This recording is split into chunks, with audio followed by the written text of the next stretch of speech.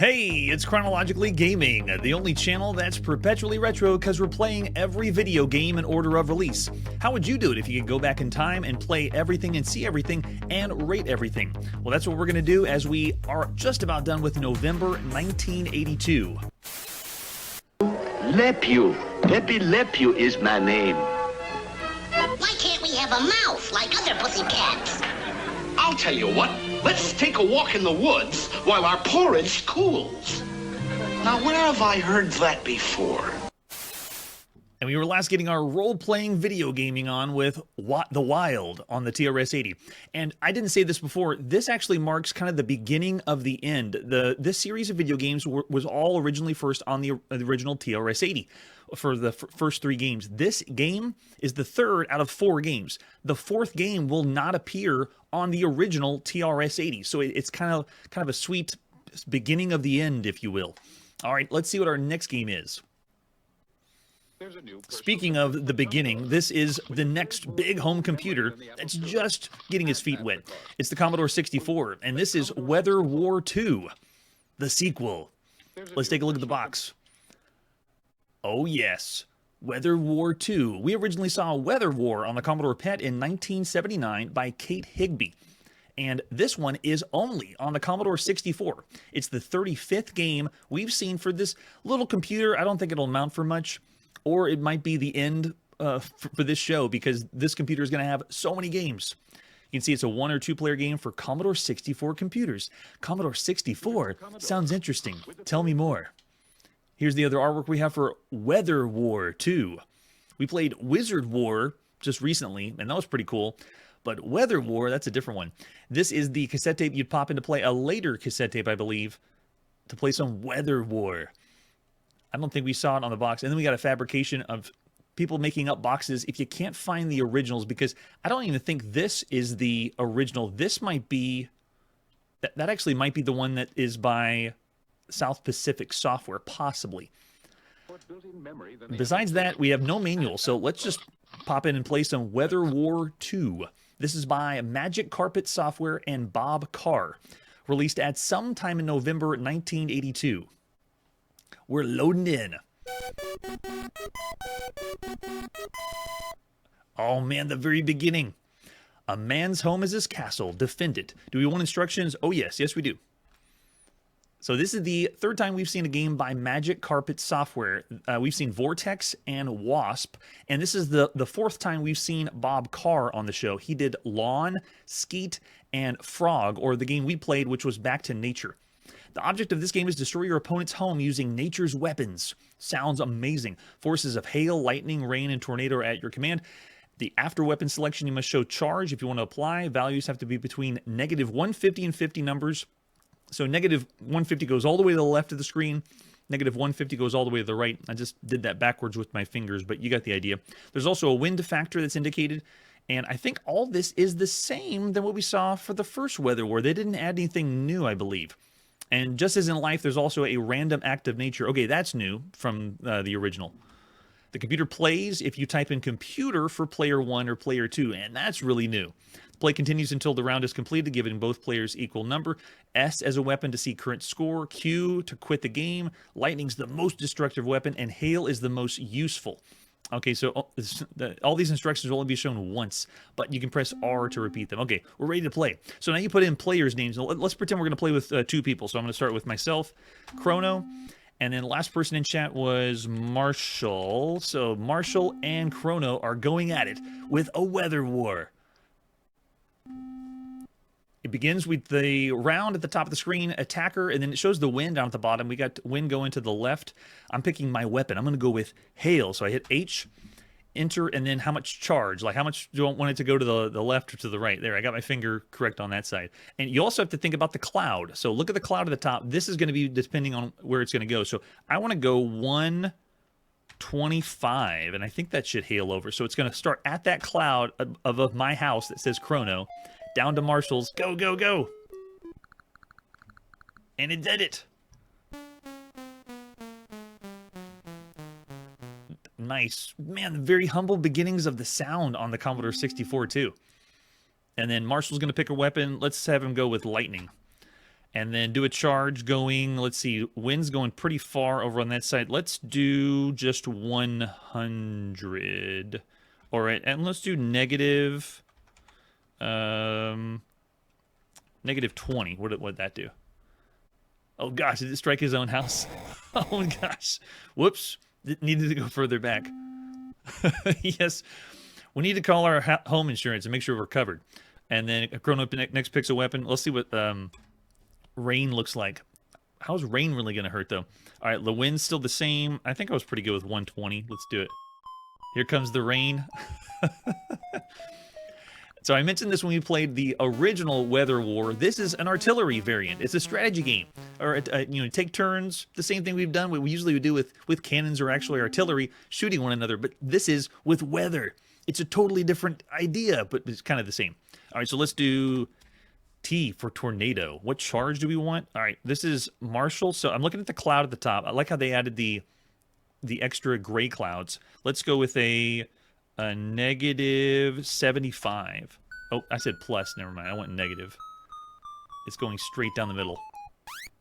I mistyped. Darn. I know, right? All the early titles, Michael, that we've seen so far for the Commodore 64, you just think, it's kind of close to the Commodore VIC-20. We haven't seen this like a killer app that the Commodore 64 has so far.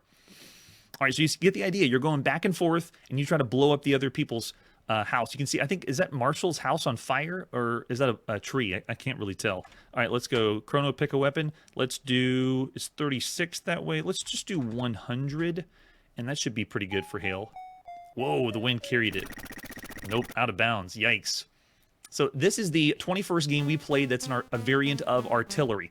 And it's the 15th time we played one of these strategy games on all home computers, including the artillery, the original artillery that we've already seen on MS-DOS, we've seen on the Atari home computer, and we've seen on the Commodore VIC-20. We've also seen lots of variations like Barrage on the BBC Micro or Cannon Duel on the Atari home computer. So this one is basically a remake. This is an enhanced port of the one we saw on the Commodore PET.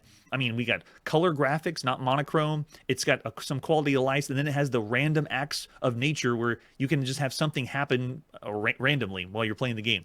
I don't know if that's a plus or a negative. It depends on you. This is a variant of Weatherwar. We're going to see other games that are taking the variant of our artillery games and then making variants of this, so more of these. What makes this one unique is this is the very first time we've played any artillery game taking turns like this on a home computer where you have a single player mode where you can play against the computer, because every other artillery game we've seen so far on home computers, you have to have a person to play, like I'm doing right now with Marshall. I would have to have a human. We do hot seat style and take turns. But this time we can actually play against a computer. So I want to actually, can I back out or can I quit? Yeah, right, quit. Final score is 0. We didn't do a lot of damage to each other's homes, so no home insurance needs to be taken in by that. So this one is still fun. I really like artillery style games, and it's pretty cool to check it out. All right, where's the main screen? I want to redo.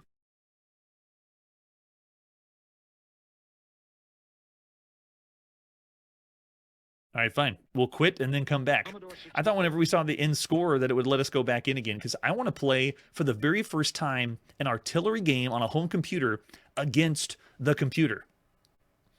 We played some pretty good artillery games on home consoles too, but this one won't be compared to all those because there's some really good ones on home console. All right, we don't want instructions. Let's go in. Player 1 will be me. And player 2 will be computer. There's a tone happening in the background that really reminds me of Star Trek's The Menagerie whenever he bleeps the button or the light. It sounds really close to that. All right, let's go at him with hail. I can aim that pretty good. All right, the charge we want, we got wind going, really far. Let's do 125. That should go far enough. Go, go, go, go. Yes, so I got little pieces of the house that were knocked away. And it's a simple concept for artillery style games, but this is very well done. And also, presentation's great. The way this looks and plays, it is all keyboard. Look at that, the computer is going against me. Did some rain damage at the top. I thought I'd be able to do better with hail. Yeah, and that's the game, Marshall, that we played called Wizard War, where we were throwing spells back and forth to one another. This one is an even older concept, Weather War. All right, let's do, I want to try Tornado. Actually, no, let's do Lightning. No, let's do Hail again, because the rain cloud's right over me. I want to do the same. Let's do 125 and hit the top of this guy. But I still have a blast playing these games. They're a lot of fun. Yeah, we're tearing it up. To play against the computer, though, is what's new and fresh about this one. So I'd say that concept alone makes this an above-average game for all the video games you could play on all home computers. Oh gosh, he's throwing a tornado at me? Yikes. Yeah, Marshall, I've been playing way too many Star Trek games. That it's refreshing when we get something that's not Star Trek. But probably because it reminds me of the Menagerie. All right, that's pretty fun. If you had a computer, especially, this is only on the Commodore 64, and this is a really new computer. I'd give Weather War already an above-average rating to start with, but I don't know if I can go any higher than that because simple to program, fun to play, and it's a concept we've seen before with artillery-style games. So I'm thinking of all the games that you could play on all home computers right now. Weather War II is a 3.5-star game. Brad's throwing out 3, mostly average from Curtis. Richard's saying 3.5, and Barclay's saying 3 stars. I'll say above average because the very first time we got the computer to play against us, but it's not pushing that much more. Yeah, the graphics are really nice too, Manly. All right, there you go. There's Weather War II. Let's see what our next game is. There's a new person. Excellent. It's time to go to the arcade. I'm so excited. This is Wild Western in the arcade for the very first time.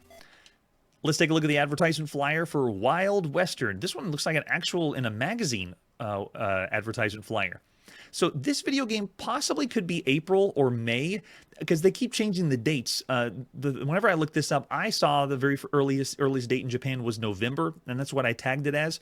But now I look and everything's saying April for Japan whenever it first came out.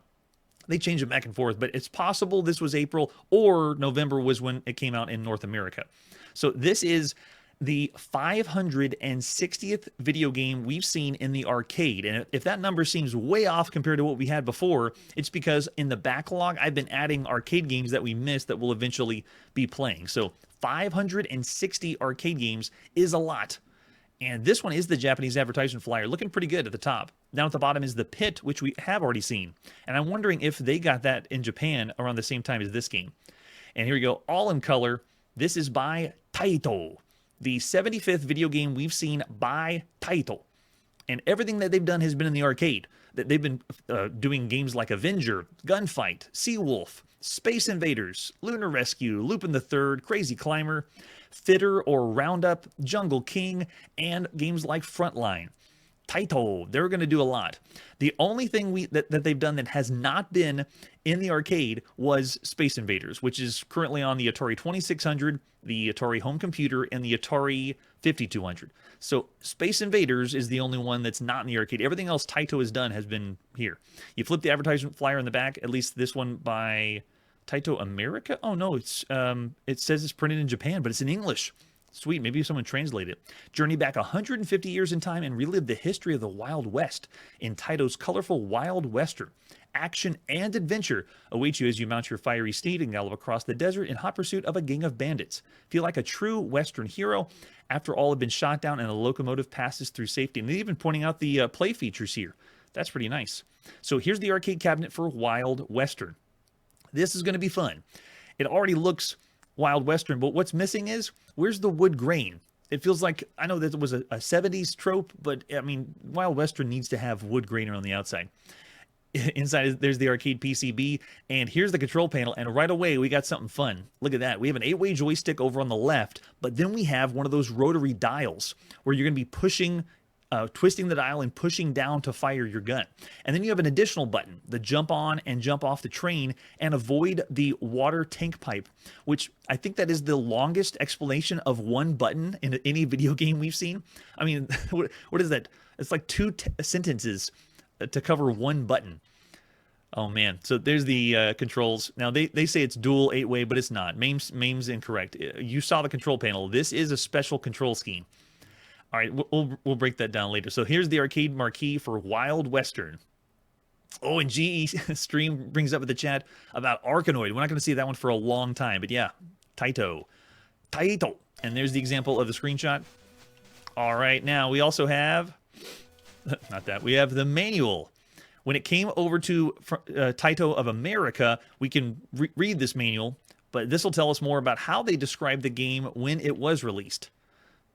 We're not going to be assembling any arcade cabinets here. There it is. Wild Western is a game.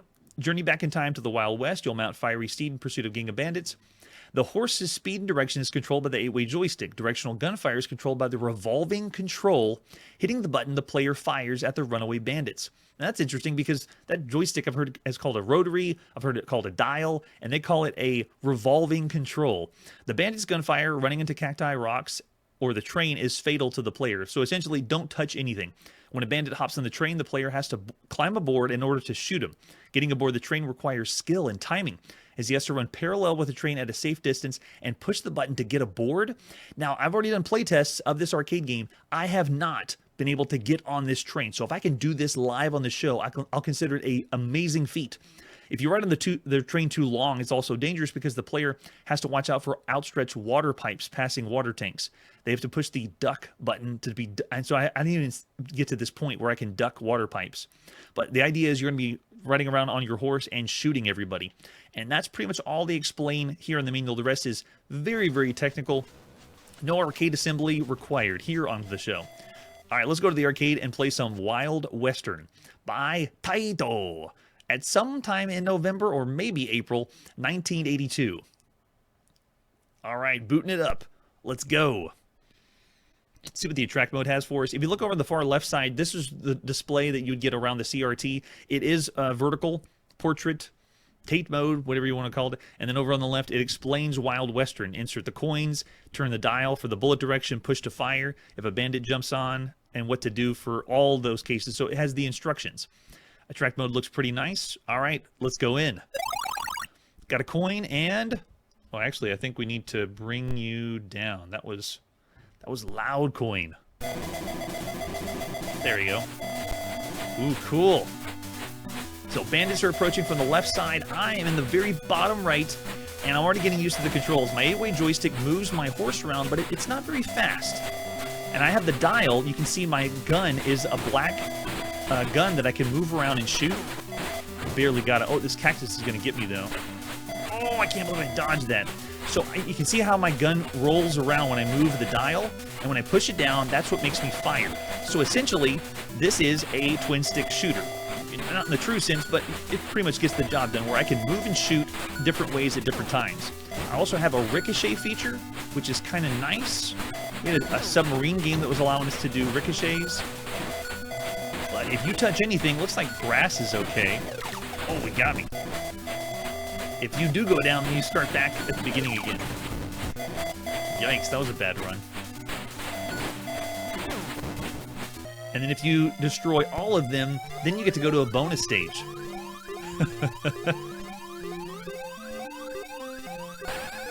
Oh, we got it!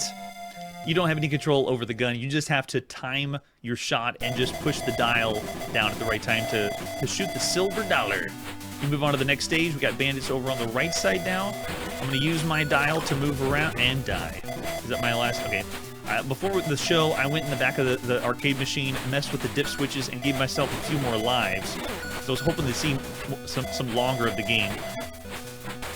But in a way, this is a auto-scrolling shoot-'em-up. It's just it's having you play differently than what you'd expect, because most of the time we're a spaceship or a plane that's flying vertically and then shooting everything up. But this one, it's different. It's still a shoot 'em up though, because you're having to shoot things as you're auto-scrolling, but it has the Western theme.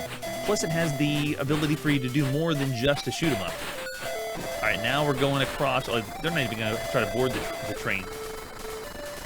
And you can see the big thing that'll make you die is not really the people boarding the train, because if 3 bandits board the train, then you lose and the game's over. But the other thing is, whenever you're playing, the bandits shooting you is what's really going to kill you. Having to dodge them. I don't know what I was supposed to do on this side, whether just wait for them to come around. So you can also come around this side and then do a little ricochet action. See if you can get some of the bandits right there like that. Got him. Oh, but I touched the cactus. Gotta watch out for all of it. Yeah, I saw someone mention the music in the chat. There is a lot of public domain music. Oh, and there's one of the water pipes. You'd have to duck if you were on the train, but you cannot get on the train until a bandit gets on the train. So if you're a good enough quick shot, then you wouldn't have a problem with it. If you can kill all the bandits, they'll never have a chance to get to the train. All right, let's try to go in again and see if we can get a bandit on the train and jump on the train. All my playtests, I would be just riding around and shooting all the bandits, and it worked great. I didn't have anyone try to board.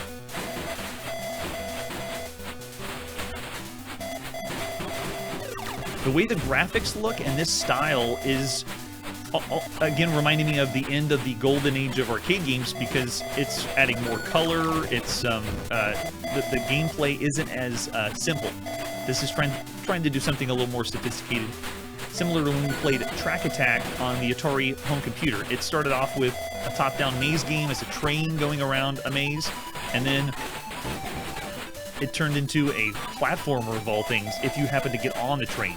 So this one's wanting to change up the gameplay a little bit. Yeah, I can see everyone talking about the public domain music over there. Let's see if I can sneak a shot in. I can't, so let's try to ricochet. I got one with the ricochet. Nice touch, I like that. And then we can just go for some vertical shots up there. Got him. And when you kill all the bandits, then you move on to the next level, or the bonus round like you see here. Let's see if we can make the shot. And, oh, missed it that time. So this is the 173rd video game we played that's an auto-scrolling or shoot-'em-up. It's the 48th that we've seen so far in the arcades up to this point. And what makes this unique, though, is the twin-stick shooter experience, being able to move freely and shoot. It's not nearly as versatile as something like Robotron 2084, but it still is moving and shooting independently. And so this is the 16th twin-stick shooter we've seen so far on Chronologically Gaming, and it's the 10th that we've seen in the arcade so far.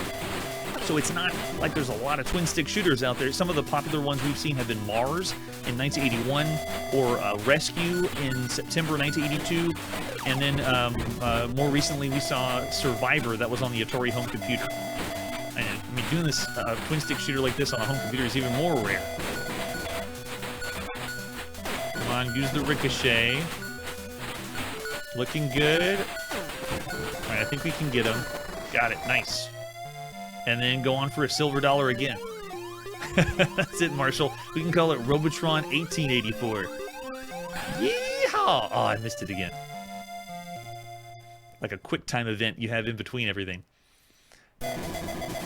This video game is the 9th video game we played that features horses, and the 6th video game where we've been riding horses. Been riding horses since 1971. Well, not 1971. I don't remember the first game we played where we were riding a horse. But we did play Horse Racing, that's on the Atari 2600.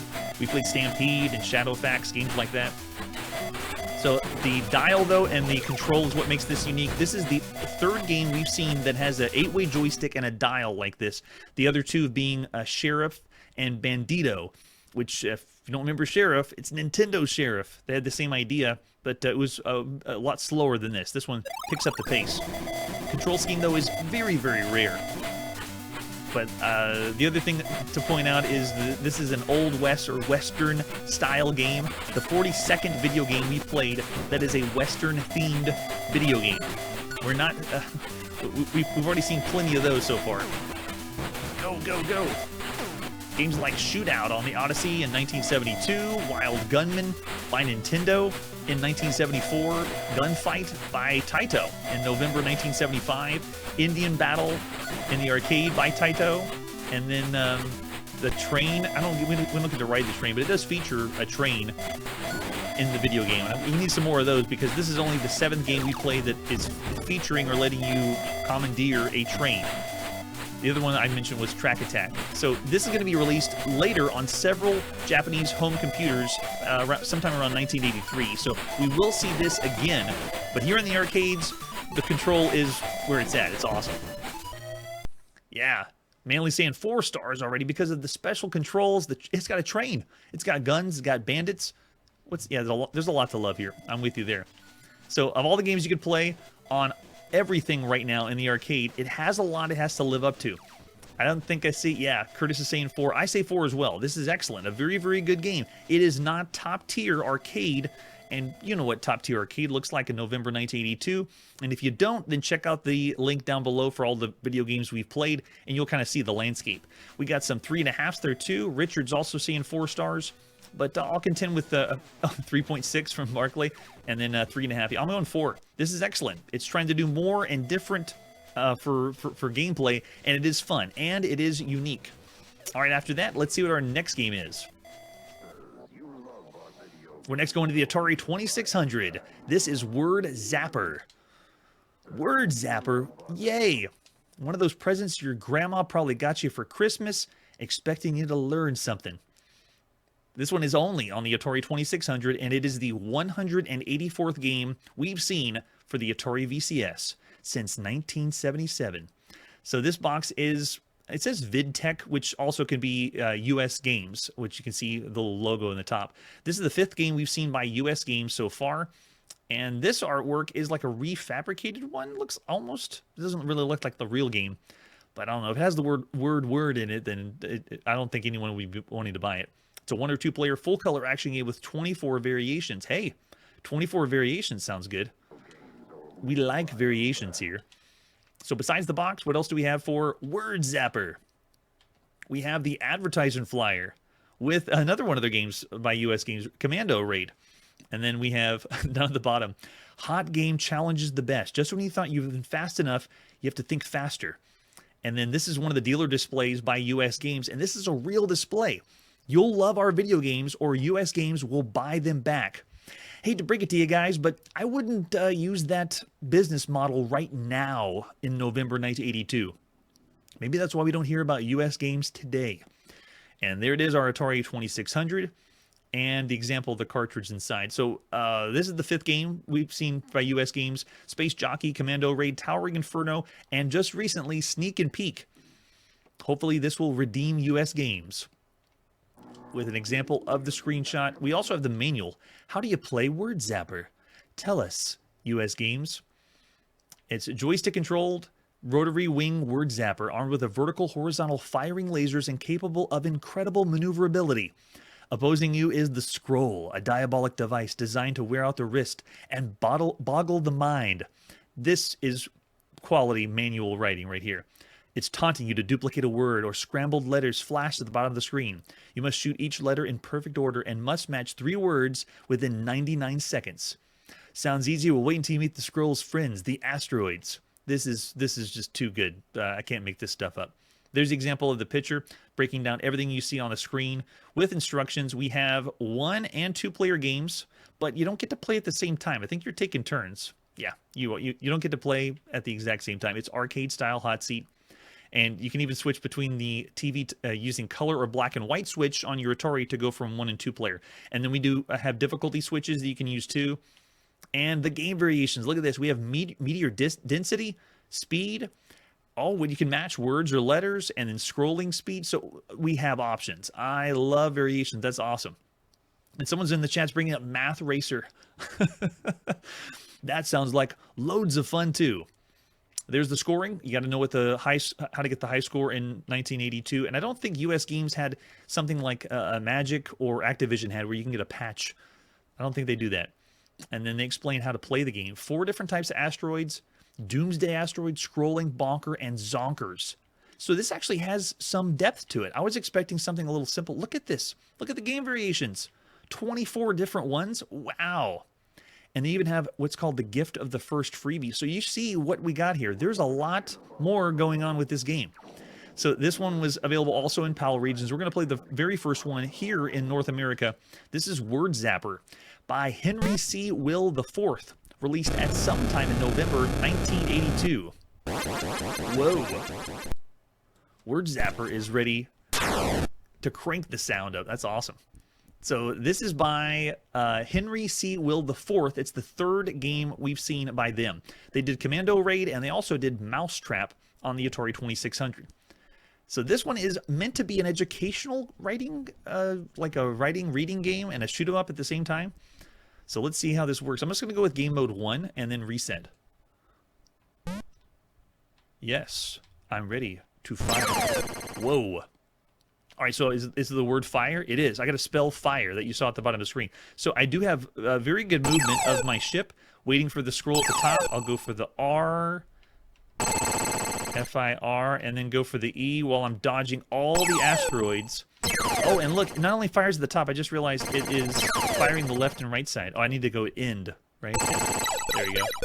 And then finish it. Wait a second. Wait a second. I know I'm spelling, but that it actually controls really well. And now we're spelling the word spell. How ironic is that? So yeah, this moves and controls really good. And I like that it has a shot that goes out the left and right sides too. Wait a second. I think I'm having fun with this. Something's going on. This actually feels pretty good. L. Can I? Oh, I gotta wait for the scroll to come around. So you can destroy the other asteroids if you want to, and there's different types of asteroids. All right, and then we can end it with this one. You try to do this as fast as you can to get the high score. Your spaceship does a little dance whenever you finish it. Yeah, right? I know, this is another one of those video games like Typo Attack that it seems more arcadey than it does for anything else. Oh, I didn't even see the word. Didn't even see what word I'm supposed to spell. You have to play these games and showcase these games and not blink your eyes. I was looking over at the chat. But yeah, this is really well done for a quote-unquote learning game. It obviously seems more arcadey, but you would have... That's a good point. Even though I know how to spell the word, it is taking a lot of skill. Oh, it is. Okay, thanks, Marshall. Let's see if we can get it now. I'm going to totally not be able to do it in the amount of time, though.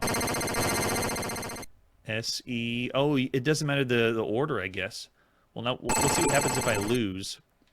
Yeah, that's not going to make it. Interesting. Good sound, too. So this is still just a fixed shooter for all the games we've seen so far. This is the 396th fixed shooter, and it's the 50th one we've seen on home consoles. Some of the best fixed shooters are going to be games like Space Invaders for the Atari 2600. That one still tops for all the shooters you can play at this point. And then Demon Attacks, another really, really good one that's out there. This one's having to compete with. Oh, I thought it was Ace. I guess not. There's also Sonic Invader we've seen for the Creative Vision. Communist Mutants from Space is excellent. Cosmic Arc. Galaxian, that's on the Bally Astrocade. Turmoil. Phoenix on the Atari 2600, and Mega Mania, just to name a few of the other fixed shooters this one has to compete with. But this is pretty good for a home console. And it even has the game variations, too. Is this one select as well? Or am I supposed to do... Oh, it's land. Thank you so much. Someone's paying attention. Maybe they're the ones learning. It's not me. But I can attest. This game's doing something right, and this is actually fun to play. I don't know if anyone would admit that it's fun to play, though, because it's trying to be endorsed as an educational title. But yeah, it actually works all right. Nice. So fun. Yeah, when you get into the subject of the gameplay modes and options and everything that it has, this is chock full of good stuff. And it has the difficulty switches for the... You can even do Doomsday devices and scramblers, the 24 different game modes. And so, yeah, the combination of the different asteroids and enemy types, too. The way that you shoot on this is also a little unique. It's not like it's ripping off something. And it makes me think of the other games we've seen on the Atari 2600 that try to do something new, and they fail. And it's not very fun. And the sound design's really good, too. So I'm impressed. What in the world's going on? I don't know if I learned anything, but I did learn how Word Zapper is not really a typical educational game. They shouldn't have called it Word Zapper. They should have done something else because it's fun. It actually works all right. So for fixed shooters, I'd still say around the average range for all the games you could play.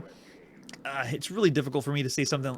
This is a 3.5-star game, but I guess I could. I could say anywhere between 3 and 3.5 for all the titles so far. Yeah, Jeremiah's even saying that US Games is underrated. But I got mostly 3 stars, which is average for all the games you could play on all home consoles right now. Yeah, I don't think anyone else has anywhere above that. So I'll contest. I think is that unanimous? Is everyone in the chat saying 3 stars or average for all the games? Oh, there we go. Marshall threw out a 3. Well, I'll concede. It's average for all the games you could play on all home consoles, but it's pretty fun. I was expecting this to be around a 2-star game, but I was pleasantly surprised. All right, that's where we got to put our video game playing on pause. Or if we're in the arcades, we ran out of quarters. We need to go find some more. But if this was released in Japan, I guess that means we ran out of yen. Well, next time on Chronologically Gaming, it's games that start with Z. Feast your eyes on Zenith. Feast your brain on Zendar. And Zor through the arcade. That's it for today, and like I always say, if you're having a weather war, be sure to bring an umbrella. Hey everybody, thanks for checking out the channel and joining me on my quest to play every single video game in order of release. We'll be streaming live every weekday at 9 p.m. Central, so join us and let us know if we missed any games along the way. This video would not be possible without Launchbox, RetroArch, and MAME. Tell all your friends there's some crazy guy named Chronologically Gaming trying to play every single video game. We have links down below that'll send you to places like our Discord and Patreon, and one that says all the video games we've ever played. If you go there, it's a list of everything, and you can click right to the game you want to see. Chronologically Gaming is the name to look for. We are perpetually retro, and we will catch you next time.